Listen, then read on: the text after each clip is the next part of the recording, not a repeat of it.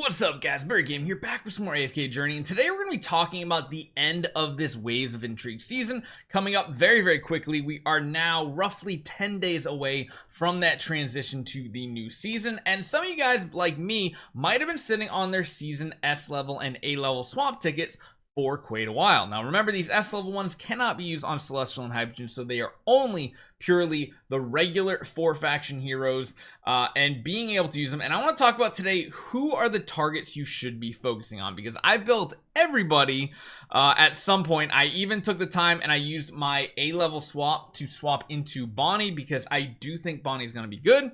But let's talk about all of them. I'm going to go over the top, I think, 3 heroes you really need to make sure you have coming out of the Waves of Intrigue season in order to help you in AFK battles, in Dream Realm, and other game modes like that.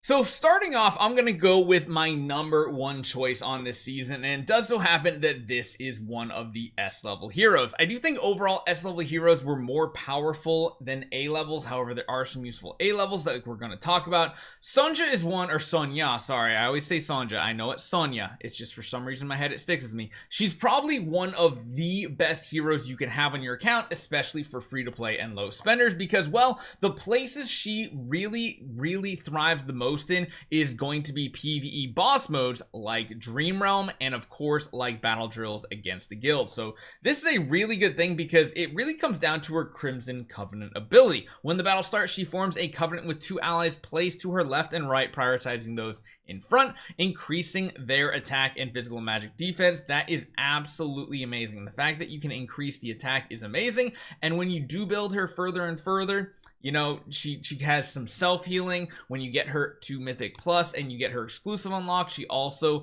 has the ability to reduce the damage taken from her allies, and this is probably one of the coolest abilities out there. I'm gonna actually go ahead and just stop my auto progress that I've been doing. I don't know about you, I'm a big fan about auto battles, but essentially the positioning of this hero is really cool, because you see these little flowers. It might be easier if I move her up a little bit to see exactly what they look like. You've probably seen it quite a few times when it comes to Dream Realm. She's going to be the most useful because right now, at least, she's one of the most useful support heroes in the game. Even though she's not like a support hero, she's actually a warrior.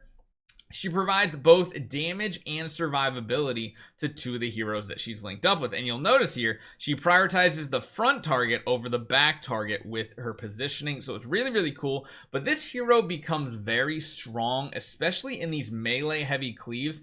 I've actually found her to be very good in Supreme Arena as well, paired up with Mauler-centric teams that are doing things like Frontline Spell, which sadly we're going to be losing pretty soon, and other heroes like Mikola that prioritize being on the enemy side of the battlefield. Heck, even the faction talents for the Maulers all synergize so well with their ability of wanting to be up in the enemy's face and being aggressive. I do think overall, if you only had one hero to pick from this entire season as a free-to-play or low spender, Sonja is the pick. Even if you're a bigger spender, she's probably also going to be that #1. So if you haven't swapped her or you don't have any, consider swapping some of the other S levels that we don't talk about in this video into this hero. Now, the second hero on this list is going to be Tasi. Yes, another S level hero. Out of all the S levels come out, it really feels like Sonja and Tasi are the only 2 you really want to have. However, Tasi is a much different hero, whereas Sonja is prioritizing that PvE damage and even some PvP. Tasi is a PvP goddess as well as AFK battle pushing, and it really comes down to her abilities with Eternal Dreamscape. The fact that she can CC the enemies on the entire battlefield is such a strong ability. As you guys know, pushing AFK battles, crowd control is one of the best ways to do deficit pushing way above your power level, simply by keeping the enemy completely locked down with crowd control. So very strong. The other part that makes her very powerful is this Fluttering Dream, where as long as she's not completely one-shot, when she does drop below 50% HP, somewhere between 1 and 50% HP, she goes into this immunity form that basically lets her, you know, become invulnerable, get a little bit of healing back, actually deals damage to adjacent enemies, and then revives herself, so to speak. Not a true revive like Thorin, where if Thorin dies, he revives. She can't die. She has to make sure she has at least that 1 hit point left, but she can do this up to 2 times in battle. It becomes even crazier when you get her up to Supreme Plus, and when an enemy on the battlefield dies that she gets the kill on or assist on, she gets an extra attempt. So it's not capped at 2 of these times. She can literally die like 4 or 5 times in a battle, or I should say go into this immunity form and still pop out. Beyond that, she has a ton of haste. She reduces the damage taking after casting this ability too, which is kind of insane. So when she does come out of it, she has a 90% damage reduction with that ability, so that's really crazy. It also no longer costs her HP to cast and has no cooldown too on Dream Dance, so this one is really nice. Normally it consumes your HP in order to deal damage. Is a really awesome thing. And then also at plus 10 adds extra penetration when dealing damage to hypnotized enemies. I think we can all agree I've showcased this hero a ton on our channel because, again, I think she's one of the more powerful heroes out there.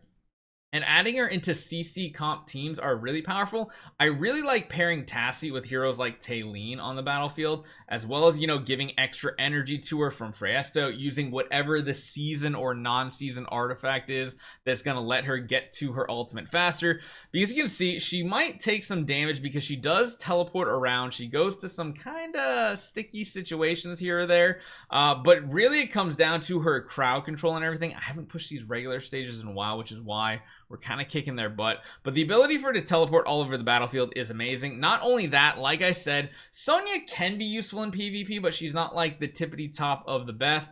However, using Tasi in almost every single PvP formation right now is definitely a thing. Definitely want to try to switch this up a little bit, get her a little bit more energy. Typically, I would even run it in Lightning Spell, but lately I've found Confining Spell to be a lot better in PvP. But again, the fact that she can teleport into the battlefield here directly into combat, it's not as sketchy because, again, if she's not completely one-shot, she's going to be able to revive back up, and then eventually she will get to use her ultimate here, and she will CC the enemy team while dealing damage, and sometimes she does go down.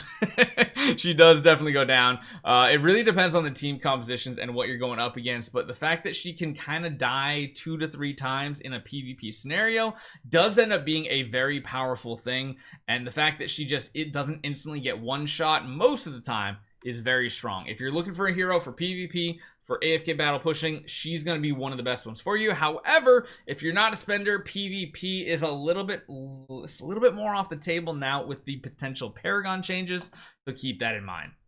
Now, last and not least, but at least not as great as the first 2 S levels we talked about, is going to be the A level hero Bonnie that just came out.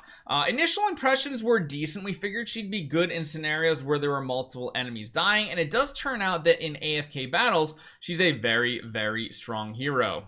I don't know why it just jumped over there, but her abilities are interesting. She is one that is going to need heavier investment. She is a pretty good debuffer and crowd controller occasionally. She has some decent damage over time abilities as well. And it's funny because it seems like a lot of these A levels have more simple abilities. They're not as complex to understand, but sometimes just end up being very strong. Her ultimate ability is really awesome because she wants to be hitting the target that has her aging ability, which is pretty much her entire kit. Everything revolves around aging, and that is going to be from Decay's Reach. When the battle starts, Bonnie is going to cast aging on the furthest enemy in the back, so it's not positional like Sylvina or Vala or anything like that. It's purely whoever is the rearmost in the enemy formation will be targeted with that. They're going to be taking damage and reducing their haste by 30 until the battle ends, and then she prioritizes attacking them afflicted by aging. So she has range 7, which means she's almost always going to be hitting that aging target, which is good because that's how all of her abilities pretty much synergize together. Then when allies trigger the enhancement once, the aging magic can be enhanced up to 2 additional times. Once aging gets a maximum number of stacks, the afflicted enemy suffers damage reduction in their attack and takes damage every 1 second. So that is very powerful. Beyond that, she has an ability that's very similar to, I guess we would say, Lily May, where Lily May, when she's doing her big dash attack, she's pretty much immune to everything. Bonnie's immune to this ability too. She's going to jump back on the battlefield away from enemies, go into a black mist. She's completely invincible, which was different from her spoilers, which is very good. And while doing that, she fires her arrows. Again, kind of like Lily May. Hero's Focus is good. Blight Surge is awesome. When aging reaches the maximum stacks or an H enemy is defeated, this effect will spread to the one nearest unaffected enemy. So that's really cool. If you get to +10, it's going to go to 2 enemies instead, and it really spreads around the battlefield very quickly when we're talking about AFK battles. And seeing that we're going to be going into a new season requiring AFK battles, Bonnie's going to be a great pickup for that, especially if you have a Graveborn team you like using. When the aging effect reaches the maximum stacks at Supreme Plus, their magic damage is also increased by 10% that they take, with an extra 20% if it's from an ultimate. So running her on a magic damage team is very, very powerful, and everything in her kit is very good because, again, remember, this Deathmark arrow, her ultimate, is going to prioritize targeting those aging heroes, and then that also has a chance, or not just a chance, but if it hits them, they are going to be stunned as well. So very, very powerful. Not too bad of a hero, and seeing that she's the most recent one, it's kind of like Lenya last season. The last hero came out, was actually pretty useful for quite a while. So let me know what you guys think about the Waves of Intrigue season heroes. Did you have any that were your favorite that might not have worked out? I mean, me personally, I kind of wished Nara and Hodgkin were better heroes, but they did kind of fall flat compared to other ones. And then heroes like Sanja that I didn't expect much out of became one of the most meta heroes in the game. Let me know what you guys think in the comments down below. I'll see you guys next time.